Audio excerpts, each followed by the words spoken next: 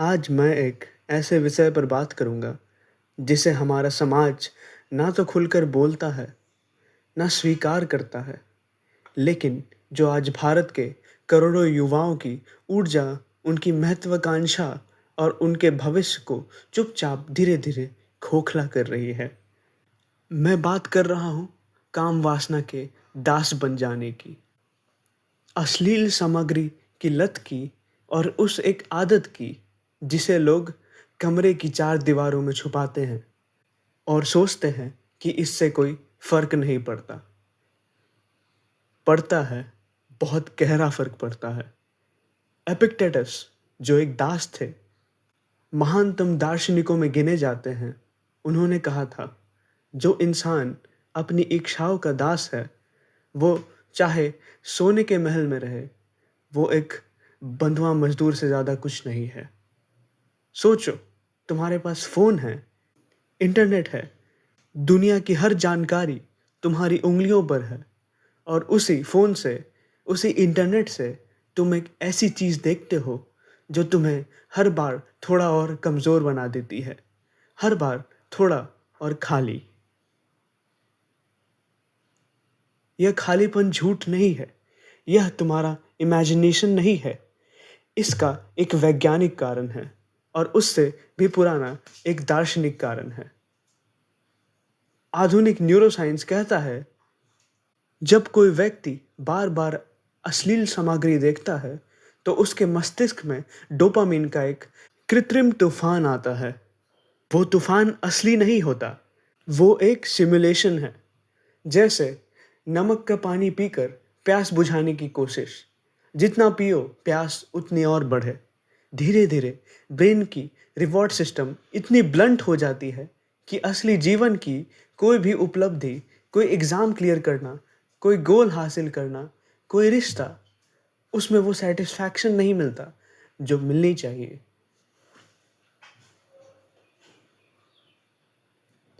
तुमने कभी नोटिस किया होगा, किसी दिन सुबह उठकर फ़ील होता है, सब कुछ ग्रे है, मोटिवेशन नहीं है, किसी काम में मन नहीं लगता, आँखों में वो चमक नहीं जो होनी चाहिए।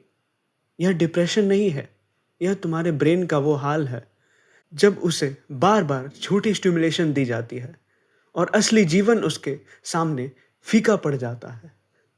भगवद गीता के तीसरे अध्याय में श्री कृष्ण ने अर्जुन से कहा था, यह काम वासना, यह रजोगुण से जन्मी हुई शक्ति सबसे बड़ी भूख है, सबसे बड़ा पाप है। इसे अपना शत्रु जानो। कृष्ण किसी छोटी आदत की बात नहीं कर रहे थे, वो सबसे बड़े योद्धा थे। सबसे बड़े युद्ध के मैदान पर सबसे बड़े दुश्मन की बात कर रहे थे और वो दुश्मन बाहर नहीं था, वो तुम्हारे अंदर है। एरिस्टोटल ने इसे अक्रेशिया कहा, जानते हुए भी वो करने की कमज़ोरी जो तुम्हें पता है गलत है। तुम्हें पता है यह सही नहीं है, तुम्हें पता है इसे कुछ हासिल नहीं होता और फिर भी एक पल की कमज़ोरी में वो सब कुछ दोहराया जाता है। यह तुम्हारी बुराई नहीं है, यह एक पैटर्न है और हर पैटर्न को तोड़ा जा सकता है। लेकिन उससे पहले यह समझना ज़रूरी है कि तुम जो खो रहे हो, वो सिर्फ टाइम नहीं है। हमारे पूर्वजों ने, चाहे वो भारत के ऋषि हो, रोम के स्टोइक्स हो या जापान के सामुराई, एक बात पर यूनानिमसली सहमति जताई है, मनुष्य की सबसे बड़ी शक्ति उसके भीतर है और उस शक्ति को व्यर्थ करने का सबसे तेज तरीका है काम वासना को अनियंत्रित छोड़ देना। भारत दर्शन में इसे ब्रह्मचार्य कहते हैं। यह सिर्फ एक धार्मिक नियम नहीं है, यह एक वैज्ञानिक सिद्धांत है। स्वामी विवेकानंद, जिन्होंने 1893 में शिकागो में पूरी दुनिया को भारत की ओर देखने पर मजबूर किया, वो कहते थे, ब्रह्मचार्य का पालन करने वाले के मस्तिष्क में एक विशेष शक्ति जागती है, जिसे ओजस कहते हैं। यही उसे असाधारण बना देता है। ओज वो ऊर्जा जो तब बनती है जब जीवन शक्ति को व्यर्थ नहीं किया जाता है, जो तब ऊपर उठती है मस्तिष्क की ओर और विचार की ओर। मार्कस ऑरेलियस, रोम के सम्राट, जिनके कंधे पर 5 करोड़ लोगों की जिम्मेदारी थी, उन्होंने अपनी डायरी मेडिटेशंस में लिखा, अपने आप पर शासन करना सीखो इससे पहले कि तुम किसी और पर शासन करने के सपने देखो। एक सम्राट जिसके पास हर लग्जरी थी, हर सुख उपलब्ध था, उन्होंने जानबूझकर संयम चुना। इसलिए नहीं कि उसे मजबूरी थी, इसलिए कि उन्हें पता था जो इंसान अपनी इच्छाओं को नियंत्रित नहीं कर सकता, वो किसी और को क्या नियंत्रित करेगा।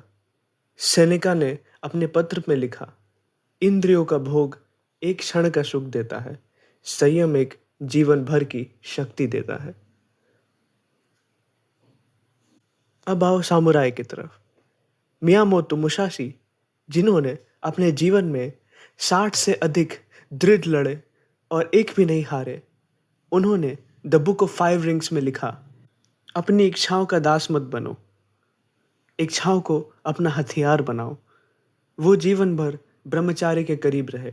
उनका मानना था कि जो ऊर्जा काम वासना में नष्ट होती है, वही ऊर्जा तलवार को धार देती है और निर्णय को निर्भयता देती है। चाणक्य, जिन्होंने बिना एक तलवार उठाए एक साम्राज्य खड़ा किया, उन्होंने अर्थशास्त्र में स्पष्ट लिखा, जो राजा काम वासना के वश में है वो राज्य नहीं कर सकता, वो स्वयं शासित होता है। एक राजा की कल्पना करो जो अपने ही मन का गुलाम हो। वो दूसरों के लिए निर्णय कैसे लेगा, वो अपने राज्य को कैसे सुरक्षित रखेगा। और अब अपनी कल्पना करो, तुम अपनी जिंदगी के राजा हो, तुम्हारा शरीर तुम्हारा राज्य है, तुम्हारा मन तुम्हारी दरबार है और तुम्हारी इच्छाएं वो मंत्री है जो हर पल तुम्हें गलत सलाह देने को तैयार रहते हैं। अगर तुम इन इच्छाओं को नियंत्रित नहीं करते, वो तुम्हें नियंत्रित करेंगे। एपिक्टेटस ने एंचिडेरॉन में एक बात कही जो आज भी उतनी ही सच है जितनी 2000 साल पहले थी। तुम्हारी स्वतंत्रता इस बात में नहीं है कि तुम जो चाहो वो पाओ, तुम्हारी स्वतंत्रता इस बात में है कि जो तुम्हें नहीं चाहिए उसे ना चाहने की शक्ति तुम्हारे पास हो। सोचो कितनी बड़ी बात है यह। असली आज़ादी यह नहीं है कि तुम हर चीज़ पा सको, असली आज़ादी यह है कि हर चीज़ उपलब्ध होने के बाद भी तुम चुन सको, तुम रुक सको, तुम कह सको नहीं। वो नहीं, वो एक शब्द दुनिया की सबसे बड़ी शक्ति है और भगवत गीता इसी को नाम देती है स्थित प्रज्ञता। वह अवस्था जहाँ इंद्रियां अपने विषयों की ओर खींचती हैं लेकिन मन डोलता नहीं। कृष्ण कहते हैं, जैसे एक कछुआ अपने सभी अंगों को खोल के भीतर समेट लेता है, उसी प्रकार जो इंसान अपनी इंद्रियों को विषयों से खींच लेता है, उसकी बुद्धि स्थिर हो जाती है। कछुए की कल्पना करो, उसकी ताकत उसके पैरों में नहीं है, उसकी ताकत उसके संयम में है। वो जब चाहे अंदर जा सकता है, कोई बाहरी तूफान उसे हिला नहीं सकती। यही तुम्हें बनना है। अब सवाल यह नहीं है कि क्यों, वो तो तुम समझ चुके हो। सवाल यह है कैसे।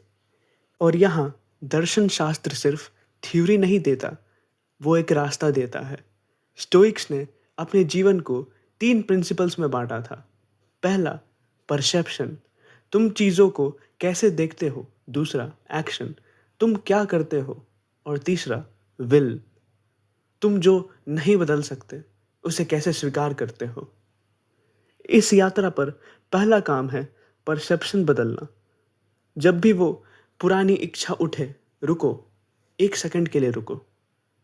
और खुद से पूछो, यह मुझे क्या दे रही है और यह मुझसे क्या ले रही है? यह एक सवाल उस पुरानी चेन को तोड़ना शुरू करता है। मार्कस ऑरेलियस ने मेडिटेशंस में लिखा, तुम्हारी शक्ति तुम्हारे विचारों में ही है। वो विचार बदलो, सब कुछ बदल जाएगा। दूसरा काम है अपनी ऊर्जा को एक नई दिशा देना। चाणक्य ने चंद्रगुप्त को सिखाया, जब मन भटके उसे एक उद्देश्य दो, एक मिशन दो। मन को खाली मत छोड़ो, क्योंकि खाली मन शैतान का घर नहीं होता, वो कमज़ोर इच्छाओं का घर बन जाता है।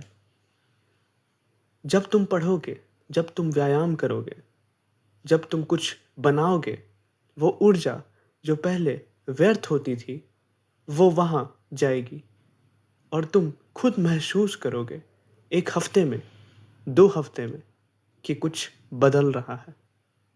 आँखों में एक चमक आती है, सुबह उठने का मन होता है, किताब के शब्द पहले से ज़्यादा साफ दिखते हैं।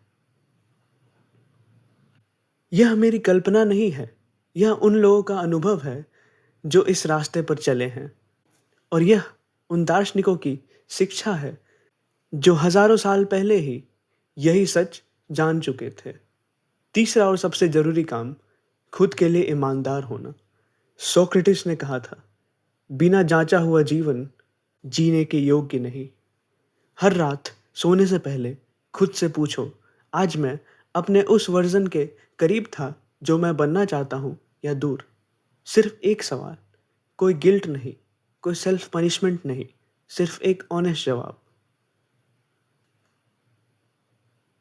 और अगर कभी गिरो तो एपिक्टेटस को याद करो, जिस इंसान की टांग उसके मालिक ने जानबूझकर तोड़ी। उसने कहा, तुमने मेरे शरीर को तोड़ा, मेरा संकल्प नहीं तोड़ सकते। गिरना फेलियर नहीं है, गिरकर यह तय करना कि अब नहीं उठूंगा, वो फेलियर है। हर बार जब तुम वापस उठते हो, तुम थोड़े और मजबूत होते हो। यही स्टोइक्स का सबसे बड़ा सत्य है।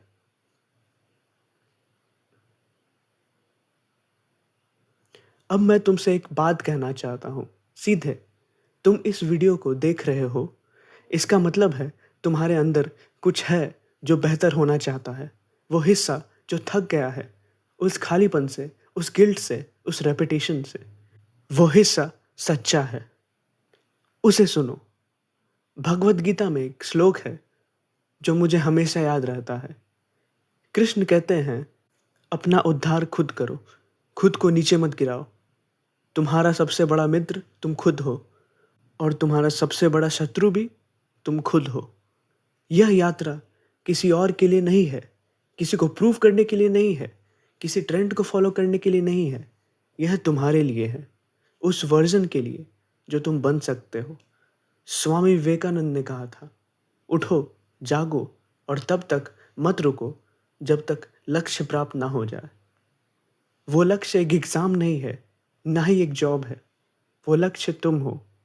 वो इंसान जो अपनी इच्छाओं का दास नहीं है, उनका स्वामी है, जिसकी आंखों में वो चमक है जो किसी स्क्रीन से नहीं, किसी भीतरी शक्ति से आती है। वो इंसान जो कमरे में अकेला हो और फिर भी अपने कैरेक्टर से कोई समझौता ना करे। आज रात जब वो पुरानी आदत दरवाज़ा खटखटाए, उसे एक बार मना करो, सिर्फ एक बार, और उस एक बार में तुम वो इंसान बनना शुरू हो जाते हो जो तुम्हें हमेशा से बनना था।